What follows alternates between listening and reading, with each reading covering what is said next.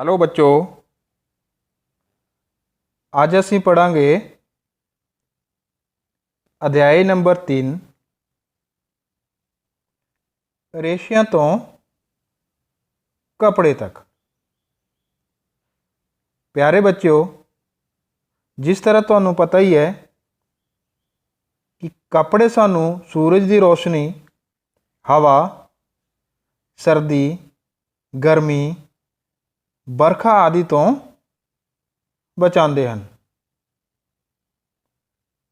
अते असी मौसम के अनुसार अपने शरीर को आरामदायक बनाने लई अलग अलग किस्म के कपड़े पहनते हैं, जिस तरह कि sari, pant coat, suit, jean, T shirt, lungi, dhoti, kurta pajama ते सलवार कमीज आदि। जिस तरह कि तुसी चित्र दे विच देख सकते हो, ये जीन पैंट है, स्वेटर, टी शर्ट, लुंगी है, कुर्ता पजामा या सलवार कमीज है, साड़ी है, एक जूट का बैग दिता होया है। तो प्यारे बच्चों, की तुसी मैनू दस सकते हो कि ये सारे ही कपड़े कि एक ही किस्म के मटीरियल तो बने हुए हैं या एक ही किस्म के रेशे तो बने हुए हैं? तो जाहिर जी गल है, तुहाडा जवाब होएगा नहीं। नहीं सर, ये सारे जिहड़े कपड़े है ये वखरे वखरे रेशियां तो या मटीरियल तो बने हुए हैं। बेटा ठीक उसी तरह बिस्तरे की चादर, कंबल, परदे, मेजपोश, तौलीए, डस्टर जिन्हों असी पौने भी बोलते हैं आदि वख वख तरह के रेशियां तो मिलके बने हुए हैं। तो प्यारे बच्चों, अगला साडा टॉपिक है कपड़ियां विच भिन्नता। क्योंकि असी पिछले टॉपिक दे विच पढ़ चुके हैं कि जिहड़े कपड़े हैं वो वखरे वखरे रेशियां तो या मटीरियल तो बने होंदे हैं। इहदा मतलब है कपड़े दे विच भिन्नता है। तो उहदे बारे ही असी पढ़ांगे। कपड़े विच भिन्नता जिहड़ा साडा अगला टॉपिक है।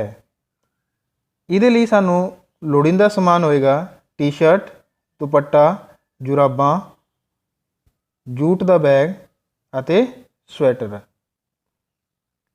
प्यारे बच्चों, इस टॉपिक नूं असीं एक क्रिया राही समझण की कोशिश करांगे। जिस तरह तुसीं पहले चित्र दे विच देख पा रहे हो कि साडे कोल दुपट्टे हैं, दूजे दे विच स्वेटर है, दूजे चित्र दे विच, तीजे विच जूट का बैग है साडे कोल, ते सॉरी चौथे विच साडे कोल हैगा टाई। प्यारे बच्चों, ये चार अलग अलग किस्म के जिहड़े कपड़े हैं इन्हां नूं असीं हत्थ नाल छू के पता करने की कोशिश करते हैं कि ये सानू छूण तो किहो जिहे महसूस होंदे हैं। तो सब तो पहला जब असीं गल करांगे दुपट्टे की, तो डियर स्टूडेंट्स, तुहानू पता ही है कि जिहड़ा दुपट्टा है ये हल्का अते मुलायम हुंदा है। इसका कारण है क्योंकि ये रूह तो बनिया हुंदा है। रूह का मतलब है कॉटन का बनिया होया है। उसी तरह दूजे नंबर पर साडे कोल स्वेटर है। स्वेटर नरम अते गरम लगता है। जब असीं छूंदे इहनूं तो सानू नरम ते गरम लगता है क्योंकि ये ऊन का बनिया हुंदा है। उसी तरह बच्चों तीजे नंबर पर है जूट का बैग। तो जूट का बैग सानू मजबूत अते खुरदरा लगता है क्योंकि वह जूट दे मिलके बनिया हुंदा है या जूट का बनिया हुंदा है। तो चौथे नंबर ते बच्चों ये वही स्कूल टाई है, चाहे पार्टी टाई तुसीं इहनूं कह लो। जद असीं टाई नूं हत्थ नाल छूंदे हां तो टाई सानू मुलायम अते चमकीली नज़र आउंदी है या चमकीली लगती है क्योंकि यह सिल्क की बनी हुई होंदी है। तो प्यारे बच्चों, ਇਸ ਤੋਂ ਸਾਨੂੰ ਇਹ ਪਤਾ ਚੱਲਦਾ ਹੈ ਕਿ ਜਿਹੜਾ ਕਪੜਾ ਹੈ ਉਹਦੇ ਵਿੱਚ ਕਾਫੀ ਜ਼ਿਆਦਾ ਭਿੰਨਤਾ ਹੁੰਦੀ ਹੈ। ਉਸ ਤੋਂ ਬਾਅਦ ਸਾਡਾ ਅਗਲਾ ਟੌਪਿਕ ਹੈ ਕੱਪੜੇ ਕਿਸ ਤੋਂ ਬਣੇ ਹੁੰਦੇ ਹਨ। ਇਸ ਨੂੰ ਵੀ ਅਸੀਂ ਇੱਕ ਐਕਟੀਵਿਟੀ ਰਾਹੀਂ ਸਮਝਣ ਦੀ ਕੋਸ਼ਿਸ਼ ਕਰ ਦੇਵਾਂਗੇ। ਇਹਦੇ ਵਿੱਚ ਸਾਨੂੰ ਲੋੜੀਂਦਾ ਸਮਾਨ ਹੈ ਜੂਟ ਦਾ ਟੁਕੜਾ, ਕੈਂਚੀ ਅਤੇ ਸੂਈ ਆਦਿ। ਪਿਆਰੇ ਬੱਚਿਓ, ਸਭ ਤੋਂ ਪਹਿਲਾਂ ਅਸੀਂ ਕੈਂਚੀ ਦੀ ਮਦਦ ਨਾਲ ਜੂਟ ਦੇ ਥੈਲੇ ਦਾ ਜਾਂ ਜੂਟ ਦੇ ਕੱਪੜੇ ਦਾ ਇੱਕ ਟੁਕੜਾ ਕੱਟਾਂਗੇ। ਜਿਸ ਤਰ੍ਹਾਂ ਤੁਸੀਂ ਚਿੱਤਰ 'ਤੇ ਦੇਖ ਪਾ ਰਹੇ ਹੋ, ਇਹ ਅਸੀਂ ਜੂਟ ਦਾ ਜਿਹੜਾ ਕੱਪੜਾ ਹੈ ਇਸ ਤੋਂ ਇੱਕ ਟੁਕੜਾ ਕੱਟਿਆ ਹੋਇਆ ਹੈ ਅਤੇ ਢੀਲੇ ਹੋਏ ਧਾਗੇ ਜਾਂ ਰੇਸੇ ਨੂੰ ਇੱਕ ਕਿਨਾਰੇ ਤੋਂ ਖਿੱਚਣ ਦੀ ਕੋਸ਼ਿਸ਼ ਕਰਾਂਗੇ।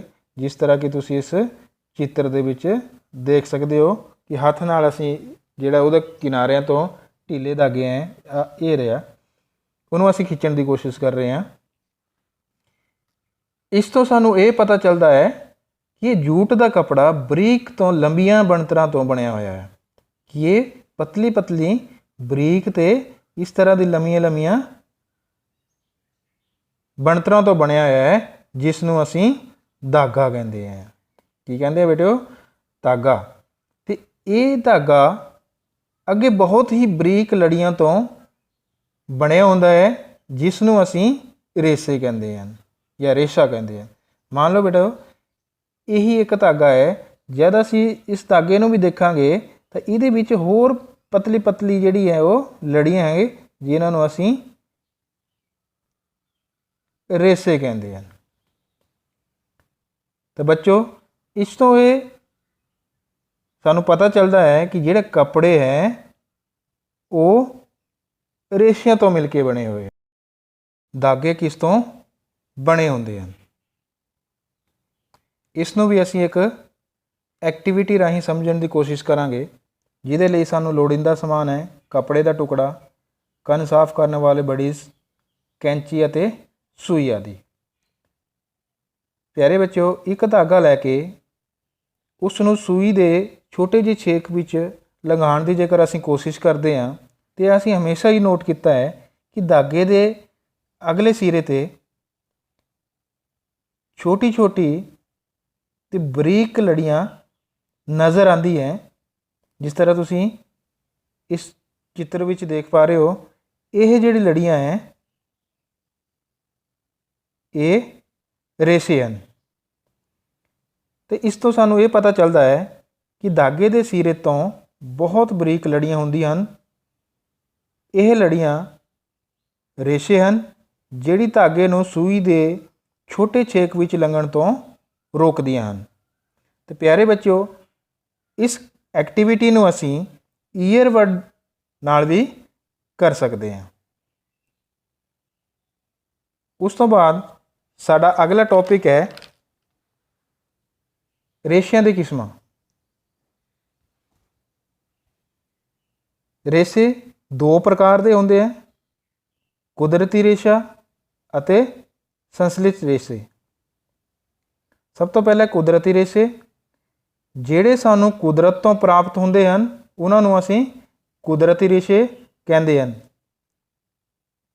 ਇਹ ਦੋ ਪ੍ਰਕਾਰ ਦੇ ਹੁੰਦੇ ਹਨ। ਕੁਦਰਤੀ ਰੇਸ਼ੇ ਵੀ ਦੋ ਪ੍ਰਕਾਰ ਦੇ ਹੁੰਦੇ ਹਨ। ਪਹਿਲਾ ਪੌਦਾ ਰੇਸ਼ਾ ਜਾਂ ਪੌਦੇ ਰੇਸ਼ੇ ਤੇ ਦੂਜਾ ਜੰਤੂ ਰੇਸ਼ੇ। ਜਿਹੜੇ ਰੇਸ਼ੇ ਸਾਨੂੰ ਪੌਦਿਆਂ ਤੋਂ ਪ੍ਰਾਪਤ ਹੁੰਦੇ ਹਨ, ਉਹਨਾਂ ਨੂੰ ਅਸੀਂ ਪੌਦਾ ਰੇਸ਼ਾ ਆਖਦੇ ਹਨ। ਉਦਾਹਰਣ ਦੇ ਤੌਰ 'ਤੇ ਰੂੰ, ਜੂਟ, ਨਾਰੀਅਲ ਦੇ ਰੇਸ਼ੇ ਆਦਿ। ਤੇ ਜਿਹੜੇ ਰੇਸ਼ੇ ਸਾਨੂੰ ਜੰਤੂਆਂ ਤੋਂ ਪ੍ਰਾਪਤ ਹੁੰਦੇ ਹਨ, ਉਹਨਾਂ ਨੂੰ ਅਸੀਂ ਜੰਤੂ ਰੇਸ਼ੇ ਕਹਿੰਦੇ ਹਨ, ਜਿਸ ਤਰ੍ਹਾਂ ਊਨ, ਸਿਲਕ ਆਦਿ।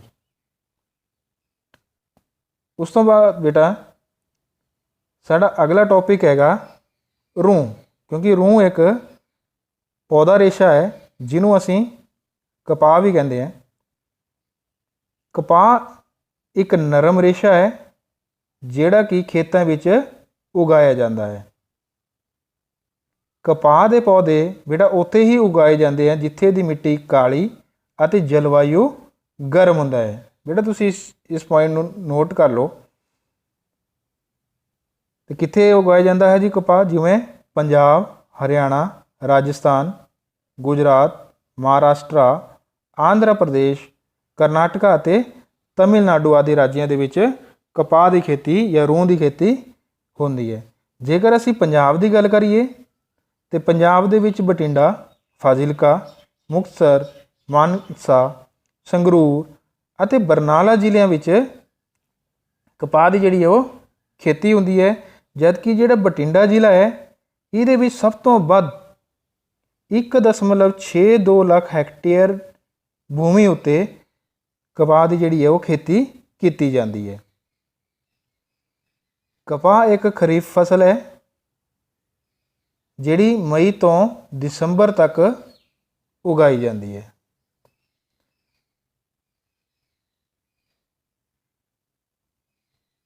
ਉਸ ਤੋਂ ਬਾਅਦ ਹੈ ਬੇਟਾ ਕਪਾਹ ਦੇ ਪੌਦੇ ਉੱਪਰ ਕਪਾਹ ਦੇ ਟਿੰਡੇ ਦਾ ਫਲ ਜਿਹੜਾ ਹੈ ਉਹ ਲੱਗਦਾ ਹੈ। ਜਿਹੜਾ ਕਿ ਟਿੰਡੇ ਦਾ ਫਲ ਹੈ ਇਹ ਨਿੰਬੂ ਦੇ ਆਕਾਰ ਦਾ ਹੁੰਦਾ ਹੈ।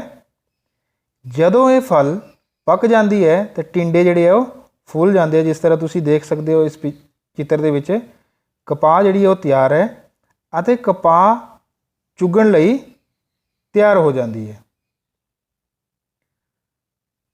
ਚੁਗਣਾ ਕਪਾਹ ਦੇ ਟਿੰਡਿਆਂ ਨੂੰ ਆਮ ਤੌਰ 'ਤੇ ਹੱਥਾਂ ਨਾਲ ਚੁਗਿਆ ਜਾਂਦਾ ਹੈ। ਉਸ ਤੋਂ ਬਾਅਦ ਕਪਾਹ ਵੇਲਣਾ ਰੇਸ਼ਿਆਂ ਨੂੰ ਬੀਜ ਤੋਂ ਵੇਲਣੇ ਨਾਲ ਵੱਖ ਕੀਤਾ ਜਾਂਦਾ ਹੈ। ਇਸ ਵਿਧੀ ਨੂੰ ਕਪਾਹ ਵੇਲਣਾ ਆਖਦਾ ਹੈ। ਇਹ ਪਹਿਲਾਂ ਹੱਥਾਂ ਨਾਲ ਕੀਤਾ ਜਾਂਦਾ ਸੀ ਤੇ ਹੁਣ ਜਿਹੜਾ ਬੇਟਾ ਇਹ ਮਸ਼ੀਨਾਂ ਦੀ ਮਦਦ ਨਾਲ ਵੀ ਕਪਾਹ ਦਾ ਵੇਲਣਾ ਜਿਹੜਾ ਉਹ ਕੀਤਾ ਜਾਂਦਾ। ਕਤਾਈ ਰੇਸ਼ਿਆਂ ਤੋਂ ਧਾਗਾ ਬਣਾਉਣ ਲਈ ਰੇਸ਼ੇ ਨੂੰ ਇੱਕੋ ਹੀ ਸਮੇਂ ਖਿੱਚਿਆ ਅਤੇ ਵੱਟਿਆ ਜਾਂਦਾ ਹੈ। ਜਿਸ ਤਰ੍ਹਾਂ ਤੁਸੀਂ ਚਰਖੇ 'ਚ ਦੇਖ ਸਕਦੇ ਹੋ ਕਿ ਇੱਕੋ ਹੀ ਸਮੇਂ ਧਾਗੇ ਨੂੰ ਖਿੱਚ ਵੀ ਪਾਈ ਜਾ ਰਹੀ ਹੈ ਅਤੇ ਨਾਲੇ ਨਾਲ ਉਹਨੂੰ ਵੱਟਿਆ ਵੀ ਜਾ ਰਿਹਾ ਹੈ। ਰੇਸ਼ੇ ਤੋਂ ਧਾਗਾ ਬਣਾਉਣ ਦੀ ਇਸ ਵਿਧੀ ਨੂੰ ਕਤਾਈ ਕਹਿੰਦੇ ਹਨ। ਕਤਾਈ ਚਰਖੇ ਨਾਲ ਅਤੇ ਮਸ਼ੀਨਾਂ ਦੋਨਾਂ ਦੁਆਰਾ ਕੀਤੀ ਜਾਂਦੀ ਹੈ। ਉਸ ਤੋਂ ਬਾਅਦ ਨੈਕਸਟ ਟੌਪਿਕ ਹੈ ਸਾਡਾ ਜੂਟ। ਕਪਾਹ ਤੋਂ ਬਾਅਦ ਜੂਟ ਦੂਜਾ ਬਹੁਤ ਹੀ ਮਹੱਤਵਪੂਰਨ ਪੌਦਾ ਰੇਸ਼ਾ ਹੈ। ਜੂਟ ਦੀ ਖੇਤੀ ਅਸਾਮ, ਬਿਹਾਰ, ਪੱਛਮੀ ਬੰਗਾਲ ਵਿੱਚ ਵੱਧ ਕੀਤੀ ਜਾਂਦੀ ਹੈ। ਜੂਟ ਲੰਬਾ, ਖੁਰਦਰਾ, ਚਮਕਦਾਰ ਪੌਦਾ ਰੇਸ਼ਾ ਹੈ ਅਤੇ ਬਾਕੀ ਰੇਸ਼ਿਆਂ ਦੇ ਮੁਕਾਬਲੇ ਜੂਟ ਜਿਹੜਾ ਹੈ ਸਭ ਤੋਂ ਸਸਤਾ ਕੁਦਰਤੀ ਰੇਸ਼ਾ ਹੈ। ਜੂਟ ਦੀ ਕਤਾਈ ਉਦੋਂ ਕੀਤੀ ਜਾਂਦੀ ਹੈ ਜਦ ਪੌਦੇ ਨੂੰ ਫੁੱਲ ਲੱਗਦੇ ਹਨ। ਤੁਸੀਂ ਦੇਖ ਸਕਦੇ ਹੋ ਇਹ ਚਿੱਤਰ ਦੇ ਵਿੱਚ ਜਦ ਪੌਦੇ ਨੂੰ ਫੁੱਲ ਲੱਗ ਜਾਣ ਤਾਂ ਇਹਦੀ ਜਿਹੜੀ ਹੈ ਕਟਾਈ ਕੀਤੀ ਜਾਂਦੀ ਹੈ। ਕਟਾਈ ਤੋਂ ਬਾਅਦ ਜੂਟ ਦੇ ਤਣਿਆਂ ਦੀਆਂ ਗੱਠਾਂ ਬਣਾ ਕੇ ਇਸ ਨੂੰ 15 ਦਿਨ ਲਈ ਪਾਣੀ ਵਿੱਚ ਭਿੱਜਣ ਲਈ ਰੱਖ ਦਿੱਤਾ ਜਾਂਦਾ ਹੈ। ਜਿਸ ਤਰ੍ਹਾਂ ਤੁਸੀਂ ਦੂਜੇ ਚਿੱਤਰ 'ਚ ਤੁਸੀਂ ਦੇਖ ਪਾ ਰਹੇ ਹੋਣੇ ਕਿ ਜੂਟ ਦੇ ਜਿਹੜੇ ਤਣੇ ਆ ਉਹਨਾਂ ਦੀ ਗੱਠਾ ਬਣਾ ਕੇ ਇਹਨੂੰ ਪਾਣੀ ਦੇ ਵਿੱਚ ਰੱਖਿਆ ਜਾ ਰਿਹਾ ਹੈ ਅਤੇ ਇਸ ਵਿਧੀ ਨੂੰ ਗ੍ਰੇਟਿੰਗ ਕਿਹਾ ਜਾਂਦਾ। ਜਦੋਂ ਜੂਟ ਰੇਸ਼ੇ ਢੀਲੇ ਪੈ ਜਾਂਦੇ ਹਨ ਤਾਂ ਇਹਨਾਂ ਨੂੰ ਪੌਦੇ ਦੇ ਤਣੇ ਤੋਂ ਹੱਥਾਂ ਨਾਲ ਵੱਖ ਕੀਤਾ ਜਾਂਦਾ ਹੈ। ਜਦੋਂ 15 ਦਿਨ ਬਾਅਦ ਜੂਟ ਜਿਹੜੇ ਰੇਸ਼ੇ ਹੈ ਉਹ ਤਣੇ ਨਾਲੋਂ ਢੀਲੇ ਪੈਂਦੇ ਹੈ ਅਤੇ ਇਹਨਾਂ ਨੂੰ ਵੱਖ ਕੀਤਾ ਜਾਂਦਾ ਹੈ। ਵੱਖ ਕਰਨ ਤੋਂ ਬਾਅਦ ਇਸ ਨੂੰ ਤਾਜ਼ੇ ਪਾਣੀ ਨਾਲ ਸਾਫ਼ ਕੀਤਾ ਜਾਂਦਾ ਹੈ ਅਤੇ 2 ਜਾਂ 3 ਦਿਨਾਂ ਲਈ ਧੂਪ ਵਿੱਚ ਸੁਕਾਇਆ ਜਾਂਦਾ ਹੈ। ਜਿਸ ਤਰ੍ਹਾਂ ਤੁਸੀਂ ਚਿੱਤਰ 3 'ਚ ਦੇਖ ਪਾ ਰਹੇ ਹੋਣੇ। ਉਸ ਤੋਂ ਬਾਅਦ ਰੇਸ਼ਿਆਂ ਨੂੰ ਧਾਗਿਆਂ ਵਿੱਚ ਬਦਲ ਲਿਆ ਜਾਂਦਾ ਹੈ। ਉਸ ਤੋਂ ਬਾਅਦ ਇਹ ਜਿਹੜੇ ਧਾਗੇ ਵਿੱਚ ਬਦਲ ਜਾਂਦੇ ਰੇਸ਼ੇ। ਜੂਟ ਦੀ ਵਰਤੋਂ ਕੁਰਸੀਆਂ ਦੇ ਕਵਰ, ਗਲੀਚੇ, ਚਟਾਈਆਂ ਅਤੇ ਬੈਗ ਬਣਾਉਣ ਲਈ ਕੀਤੀ ਜਾਂਦੀ ਹੈ। ਉਸ ਤੋਂ ਬਾਅਦ ਹੈ ਬੇਟਾ ਅਗਲਾ ਨਾਰੀਅਲ ਰੇਸ਼ੇ। ਨਾਰੀਅਲ ਰੇਸ਼ਾ ਵੀ ਇੱਕ ਕੁਦਰਤੀ ਰੇਸ਼ਾ ਹੈ। ਇਹ ਨਾਰੀਅਲ ਦੇ ਬਾਹਰੀ ਰੇਸ਼ੇਦਾਰ ਭਾਗ ਤੋਂ ਉਤਾਰਿਆ ਜਾਂਦਾ ਹੈ। ਜਿਸ ਤਰ੍ਹਾਂ ਕਿ ਤੁਹਾਨੂੰ ਬੇਟਾ ਪਤਾ ਹੀ ਹੈ, ਕਈ ਤਿਉਹਾਰਾਂ ਵਿੱਚ ਅਸੀਂ ਨਾਰੀਅਲ ਦੀ ਵਰਤੋਂ ਕਰਦੇ ਹਾਂ ਅਤੇ ਨਾਰੀਅਲ ਦੇ ਬਾਹਰਲੇ ਹਿੱਸੇ ਵਿੱਚ ਬਾਲ ਵਰਗੇ ਕਾਫੀ ਜ਼ਿਆਦਾ ਆਕ੍ਰਿਤੀ ਹੁੰਦੀ ਹੈ ਅਤੇ ਉਹੀ ਇੱਕ ਨਾਰੀਅਲ ਰੇਸ਼ਾ ਹੈ। ਇਹ ਕੁਦਰਤੀ ਰੇਸ਼ਿਆਂ ਵਿੱਚੋਂ ਇੱਕ ਨਰਮ ਰੇਸ਼ਾ ਹੈ ਜੋ ਪਾਣੀ ਨਾਲ ਹੋਣ ਵਾਲੇ ਨੁਕਸਾਨ ਤੋਂ ਰੋਕਦਾ ਹੈ। ਇਸ ਦੀ ਵਰਤੋਂ ਦਰਵਾਜ਼ੇ ਦੇ ਮੈਟ, ਬੁਰਸ਼, ਚਟਾਈਆਂ ਅਤੇ ਰੱਸੀਆਂ ਬਣਾਉਣ ਲਈ ਕੀਤੀ ਜਾਂਦੀ। ਧਾਗੇ ਤੋਂ ਕੱਪੜਾ। ਧਾਗੇ ਤੋਂ ਕੱਪੜਾ ਬਣਾਉਣ ਦੇ ਦੋ ਮੁੱਖ ਢੰਗ ਹਨ ਜੀ। ਪਹਿਲਾ ਹੈ ਜੀ ਬੁਣਨਾ ਅਤੇ ਦੂਜਾ ਹੈਗਾ ਉਣਨਾ। ਅਤੇ ਬੁਣਨਾ ਕੀ ਚੀਜ਼ ਹੈ?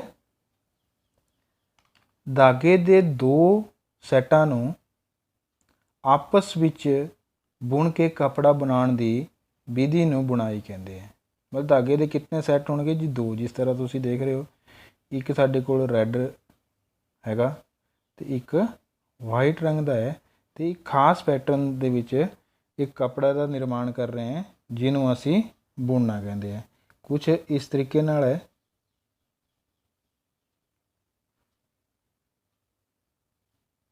ਅਤੇ ਦੂਆ ਜਿਹੜਾ ਹੈਗਾ ਉਹ ਦੂਆ ਧਾਗਾ ਇਸ ਤਰੀਕੇ ਨਾਲ ਇੱਕ ਖਾਸ ਪੈਟਰਨ ਬਣਾਉਂਦੇ ਜਾਂ ਦੋ ਧਾਗੇ ਦੇ ਸੈੱਟ, ਅਤੇ ਉਸ ਨੂੰ ਅਸੀਂ ਬੁਣਨਾ ਕਹਿੰਦੇ ਹਾਂ। ਅਤੇ ਉਣਨਾ ਕੀ ਚੀਜ਼ ਹੈ ਬੇਟਾ? ਉਣਾਈ ਵਿੱਚ ਇੱਕੋ ਹੀ ਧਾਗੇ ਦੀ ਵਰਤੋਂ ਕਰਕੇ ਕੱਪੜੇ ਨੂੰ ਤਿਆਰ ਕੀਤਾ ਜਾਂਦਾ ਹੈ। ਮਤਲਬ ਇੱਥੇ ਵੱਖਰੇ ਵੱਖਰੇ ਨਹੀਂ, ਬਲਕਿ ਇੱਕੋ ਕਿਸਮ ਦੇ ਧਾਗੇ ਦੀ ਵਰਤੋਂ ਕਰਦੇ ਹੋਏ ਕੱਪੜੇ ਦਾ ਨਿਰਮਾਣ ਕੀਤਾ ਜਾਂਦਾ ਹੈ।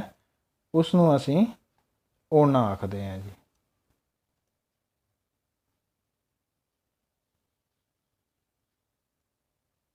ਉਸ ਤੋਂ ਅਗਲਾ ਹੈ ਜੀ ਜੰਤੂ ਰੇਸ਼ੇ।